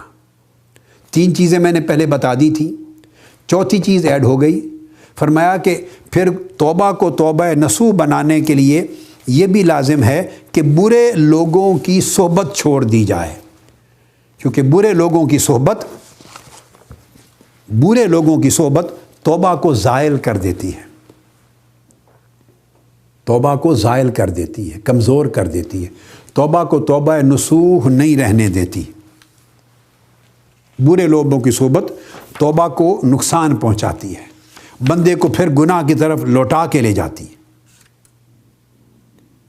اس لیے آخری بات جس پہ ختم کرنا چاہتا ہوں وہ یہ کہ استغفار اور توبہ اور پھر توبہ نصوح، ان سب چیزوں پر مداومت اور محافظت کے لیے، تاکہ یہ دائم رہیں اور محفوظ رہیں، قائم رہیں، اس کے لیے اولیاء کبار میں سے بہت بڑے بزرگ اور اولیاء اللہ میں سے کامل ہوئے ہیں ولی اللہ، حضرت شیخ عبداللہ الانطاکی۔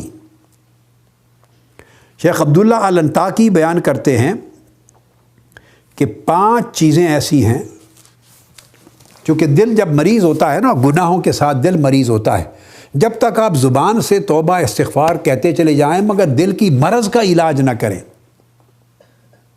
دل کے ذوق و رغبت کو نہ بدلیں، اس کی مرض کا علاج نہ کریں جب تک اصل مرض کا، تو وہ پھر زبانی کلامی استغفار توبہ کے کلمات فائدہ نہیں دیتے۔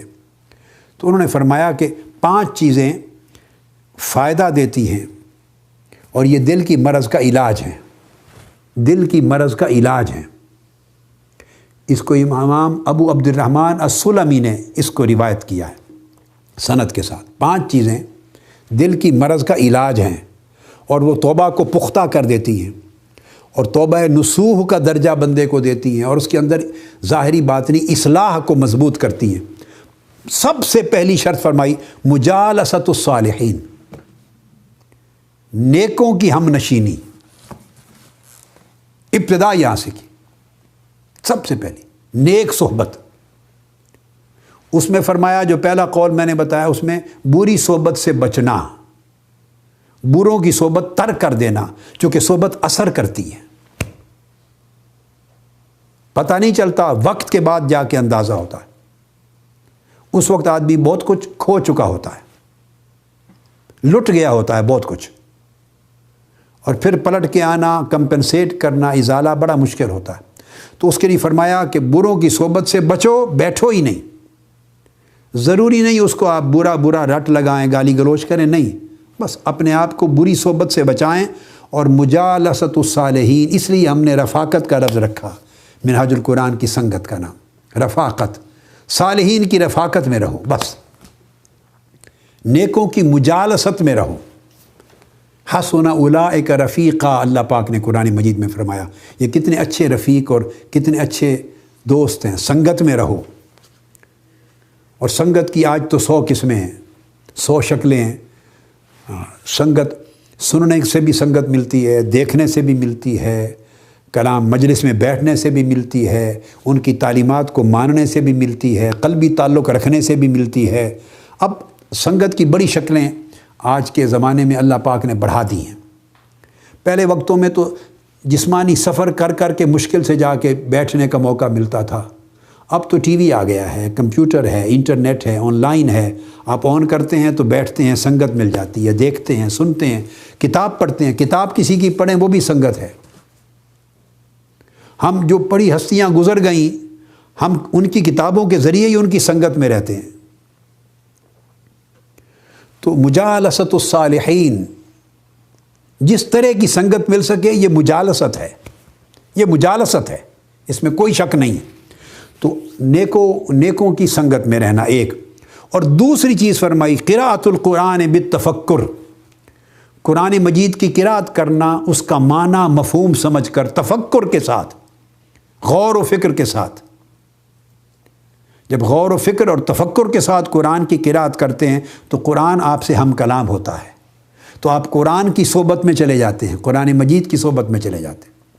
اور قرآن مجید کی صحبت میں جانا اللہ کی صحبت میں، چونکہ قرآن کا کلام اللہ کا کلام ہے۔ تیسرا خلاء البطن من الطعام، کھانا اتنا نہ کھانا کہ یہاں سانس لینے کی جگہ بھی نہ رہے، تو اتنا کھانا کہ خلا رہے، بطن میں کچھ خلا رہ جائے، جگہ خالی رہے، پیٹ میں خلا چھوڑنا، کھانے کے بعد بھی اتنا کھانا۔ ہم کھانا کھاتے ہیں تو اس کی سادہ سا طریقہ آپ کو پتہ نہیں چلتا، پیٹ بھر جانا، ڈگار نہیں آتا، یعنی اس کا مطلب ہے پیٹ اتنا بھر گیا ہے، اور ڈگار آنے کا مطلب ہے کہ جگہ چھوڑی ہے۔ یہ ایک بڑا سادہ سا آپ کو ایک فینومینن سمجھا دیا۔ تو پہلی صالحین کی مجالست، سنگت اور صحبت، دوسرا قرآن مجید تفکر، غور و فکر کے ساتھ پڑھنا، تلاوت کرنا، تیسرا پیٹ بھر کے نہ کھانا، اتنا کھانا کہ جگہ بچے، اللہ کے ذکر کی جگہ بچے، سانس کی جگہ بچے، وہاں رغبت، اللہ کی عبادت کی رغبت کی جگہ بچے، جسم بے حال نہ ہو جائے کھا کر۔ تیسرا یہ فرما کر دیا، اور چوتھا قیام اللیل، پھر رات کو قیام کرنا۔ اور قیام اللیل مغرب سے شروع ہو جاتا ہے، یاد رکھ لیں۔ کئی اولیاء نماز مغرب کے بعد کے جو نفل ہیں اوابین کے، کوئی 2 پڑھے، 4 پڑھے، 6 پڑھے، 8 پڑھے، 20 پڑھے، جتنے بھی پڑھے فرض نماز اور سنت کے بعد، ان نفلوں کو، اوابین کے ان نفلوں کو قیام اللیل شمار کرتے۔ کتب میں اولیاء کرام کئیوں کو اس وقت کی نماز کو قیام اللیل سے بھی افضل، پچھلی رات سے بھی، اپنے اپنے اوقات کی تفضیل ہے۔ تو مغرب کے بعد شروع ہو جاتا ہے، پھر عشاء کی نماز ہے، وہ بھی قیام اللیل کا حصہ ہے، نفل پڑھیں، پھر رات کو جس وقت بھی فجر سے پہلے پڑھ لیں، وہ بھی قیام اللیل ہے۔ تہجد نصف شب پڑھیں، آخر شب پڑھیں، اول لیل پڑھیں، رات میں کچھ ضرور قیام کریں اللہ کے حضور، سجود کریں اللہ کے حضور، رات کی نماز کو مس نہ کریں۔ اللہ پاک نے مغرب سے لے کے فجر تک سارے درمیانی عرصے کو اللیل بنایا ہے، اور اس لیل کے درمیان جب بھی قیام کریں یہ قیام اللیل ہے، جو جتنا کرے۔ تو صرف مقصد یہ ہے کہ رات کے قیام کو اللہ پاک نے دن کے قیام پر فضیلت دی ہے، تو رات کے وقت قیام کریں، تہجد پڑھیں، نوافل پڑھیں، جاگیں، تلاوت کریں، قیام کریں، جاگیں، اللہ کو یاد کریں، استغفار کریں، درود پاک کریں، ذکر کریں، جو بھی ہے کچھ لمحے اللہ کے حضور رات کی تنہائی میں گزاریں۔ اور 5واں التضرع عند الصبح، اور جب فجر پڑھیں، صبح کا وقت ہو تو اللہ کے حضور گریہ وزاری کریں، بچے بھی کریں، یہ گریہ ازاری کی عادت بچپن سے پڑھنی چاہیے بچوں میں، نوجوان بچوں میں، چونکہ گناہ نہیں، اللہ پاک نے انہیں گناہ سے محفوظ رکھا ہوتا ہے، تو انہیں سمجھ نہیں ہوتی کہ رونا کس چیز کا، کیوں روئیں؟ نہیں، یہ رونا اللہ کو پسند ہے۔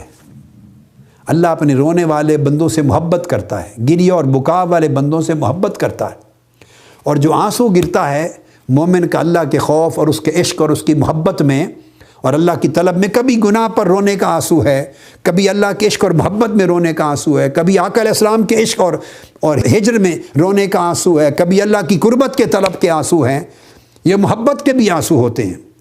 تو کوئی گریہ خوف کا گریہ ہے بکا، کوئی گریہ طلب کا گریہ ہے، کوئی گریہ محبت کا گریہ ہے۔ تو آنسو گرانا یہ اس سے بھی افضل ہے جو مجاہد میدان جنگ میں اپنی وطن کی حفاظت کرتے ہوئے اپنے بارڈر پہ اپنی جان دے کر، نذرانہ دے کر اپنا خون گراتا ہے۔ آقا علیہ السلام نے فرمایا، اللہ پاک نے فرمایا، یہ 2 قطرے اللہ کو نہایت محبوب ہیں، 2 قطرے، ایک اس مجاہد کا خون کا قطرہ جو اپنے دین اور اپنے وطن کی حفاظت میں گراتا ہے اللہ کے حضور، اور ایک اس جوان کا، اس شخص کی آنکھوں کے آنسوؤں کا قطرہ جو خدا کی محبت میں گراتا ہے۔ تو اس کی عادت پیدا کریں، جن کی تھی نہیں رہی وہ لوٹائیں اس عادت کو، جنہیں عادت نہیں ملی وہ ڈالیں، جنہیں اللہ نے نصیب کی ہے وہ اس کو دوام بخشیں۔ تو 5 چیزیں بیان کی، یہ علاج ہے، اس سے دل کے امراض ٹھیک ہوتے ہیں اور توبہ توبہ نصوح بن جاتی ہے۔ اور آج کی بات ختم کر رہا ہوں، حضرت جنید بغدادی رضی اللہ تعالیٰ عنہ کی اس روایت پر وہ فرماتے ہیں کہ میں نے حضرت حارث المحاسبی سے سنا۔ سیدنا جنید بغدادی فرماتے ہیں حضرت حارث المحاسبی سے سنا، وہ فرماتے تھے، اور اس کو بھی امام عبد الرحمن السلمی نے روایت کیا، فرماتے ہیں ما قلت قط اللہم انی اسألک التوبہ ولکنی کنت اقول اللہم ارزقنی شہوت التوبہ۔ فرماتے ہیں سیدنا جنید بغدادی کہ میں نے حضرت حارث محاسبی سے سنا، وہ یہ فرمایا کرتے تھے ہمیں اور اپنی مجلس میں بیٹھنے والوں اور اپنے طلاب کو، طالب علموں کو بتایا کرتے تھے کہ میں نے زندگی میں کبھی یہ دعا نہیں کی اور یہ نہیں کہا کہ اے اللہ میں تجھ سے توبہ کا سوال کرتا ہوں، یہ کبھی سوال نہیں کیا۔ میں ہمیشہ یہ دعا کرتا رہا ہوں عمر بھر کہ اے اللہ میں توبہ کے عشق کا سوال کرتا ہوں، مجھے توبہ کی محبت عطا کر۔ اگر خالی توبہ کا سوال کیا تو کبھی کر لی کبھی چھوڑ دی، کبھی کر لی کبھی چھوڑ دی، وہ تو آئی گئی ہو گئی۔ اور شہوت التوبہ مانگتا ہوں، یعنی عشق توبہ، عشق التوبہ، میں اللہ سے عشق کی شہوت، عشق کا عشق مانگتا ہوں، توبہ کا عشق۔ اور جس شے سے عشق ہو جائے بندہ اس سے جدا ہی نہیں ہوتا، جس سے بندے کو شدید محبت ہو جائے اس سے نگاہ ہی نہیں اٹھاتا، اس کا دل اس سے جدا ہی نہیں ہوتا، اس کی طبیعت اس کو بھولتی ہی نہیں ہے۔ تو اگر خالی توبہ مانگوں تو کبھی توبہ ملے گی، کبھی توبہ بھول جاؤں گا، کبھی ترک ہو جائے گی، لیکن اگر توبہ کا عشق نصیب ہو جائے تو عمر بھر کسی سانس میں بندہ توبہ سے جدا ہی نہیں ہوگا، ہر وقت توبہ اس کے دل پر وارد رہے گی اور اس کے باطن کا حال بن کے رہے گی، اور بندہ اور توبہ ہر وقت جڑے رہیں گے۔ تو اس کا مطلب یہ ہوا کہ ایسی توبہ کرو کہ توبہ نصوح بھی ہو اور وہ توبہ آپ کے ساتھ وہ لپٹ بھی جائے، آپ توبہ کے ساتھ چمٹ بھی جائیں، توبہ کے ساتھ لپٹ جائیں، اور توبہ کے ساتھ کبھی مفارقہ جدائی نہ ہو، وہ توبہ ایک حال بن جائے ہمارے قلب و باطن کا۔ اور توبہ کا مطلب میں آپ کو بتا چکا ہوں، توبہ اللہ کی طرف رجوع کرنا۔